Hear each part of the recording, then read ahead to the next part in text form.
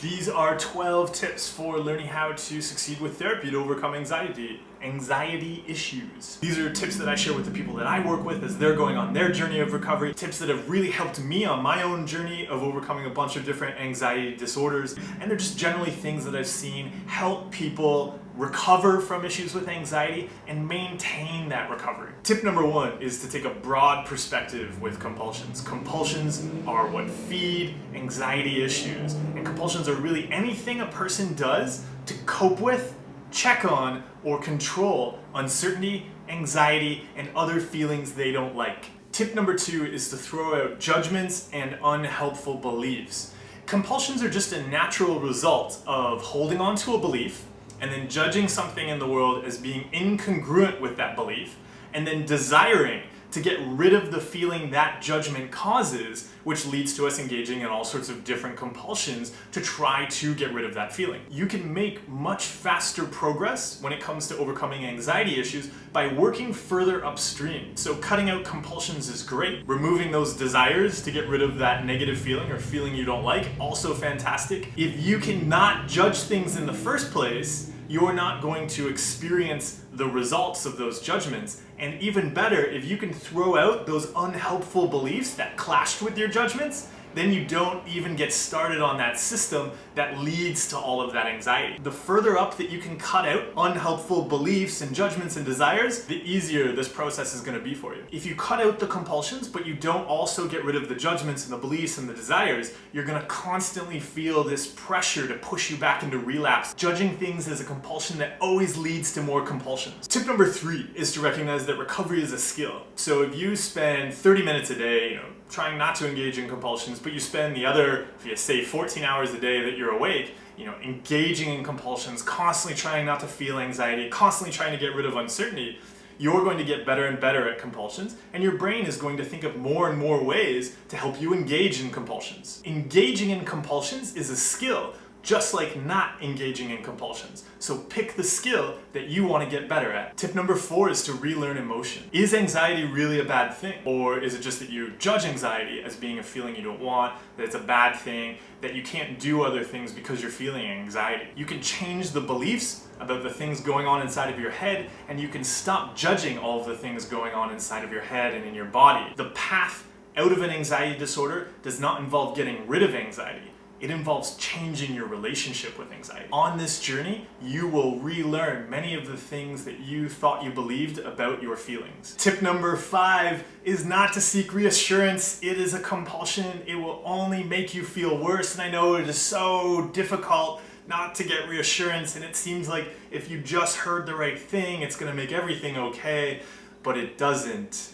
Tip number six is to articulate very clear, actionable values, and this is about understanding what you want to do instead of reacting to anxiety and letting anxiety control your life. Pick one thing or many things that you want to do instead of reacting to anxiety, because when you experience anxiety, you experience uncertainty, and there's that urge to react to it, you want to have something that you can choose to do instead, something that is going to be healthy for you, that's going to make you happy. So you can say, I'm feeling like I want to go and engage in all these compulsions right now, but I'm gonna choose to do this thing that I really value. Tip number seven is to eliminate patterns, not superficial anxieties. Often what happens when somebody goes to get help for dealing with anxieties, they often show up at the therapist or go online, wherever it may be, and say, I have a problem with, let's say, relationship anxiety. They're constantly judging how they feel, they're constantly judging what their significant other is doing, they're constantly checking emails and text messages and worrying about what their significant other said or that they haven't responded yet, and they're worried that all of this means they're gonna get dumped and they're gonna be alone and they don't feel the right things and their significant other doesn't feel the right things,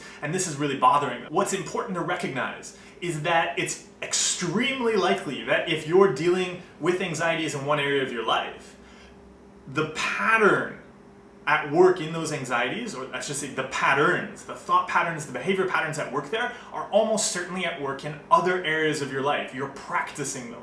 So somebody who's dealing with those relationship anxieties might also be doing those same things at work. They're going to be judging what they're doing at work, they're going to be judging what their colleagues are doing, what their boss is saying, they're going to be worried they're going to get fired, they're going to end up penniless, they're going to end up homeless, alone, they're going to be constantly checking with their boss, constantly seeking reassurance, avoiding responsibility, all sorts of compulsions related to work. And maybe that doesn't bother them in the same way that the relationship anxieties bother them, because they say, well, it's work. Like, what if I get fired? I should be worried about these things. I should be spending 2 hours just rereading emails and crafting emails because I'm worried about what other people will think and I'll get fired. They may think that is normal. It might not bother them as much, but it's the exact same pattern at work in their relationship anxieties that are bothering them. And if they cut out those compulsions when it comes to the relationship, but they keep doing them at work, they're just going to relapse because they never really got over their anxiety disorder. They just kept practicing it in other areas that they didn't feel bothered them as much or were really a problem. You have to cut out the patterns, not just the superficial things that are bothering you. Tip number 8 is to meditate.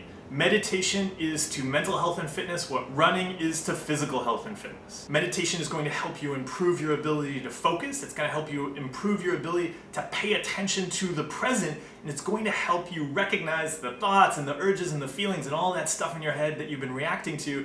Those are all things that you experience. You can experience them, and then you can still make a decision that aligns with your values and who you are. Tip number 9 is to remember that you don't get to stop. Bodies fall apart, that's what they do, and our brains are part of our bodies. If we don't take care of them, they fall apart. If you practiced running for a 5-kilometer race, and then you ran the race, and you stopped practicing afterwards, you stopped running, you stopped eating well and sleeping well, you would very quickly not be able to run a 5-kilometer race again. That's just how our bodies work. And mental health is no different. Too often people say they've relapsed or their anxiety disorder has come back in a new way after doing therapy or after doing a lot of healthy activity for a while. But really what's happened there is that they stopped doing all those healthy things they were doing. So of course, they regress to where they used to be. That doesn't mean that you're struggling with some illness. That's just how bodies work. If you don't want to go backwards, don't. You have to keep doing healthy things and making healthy changes in your life to support those. Tip number 10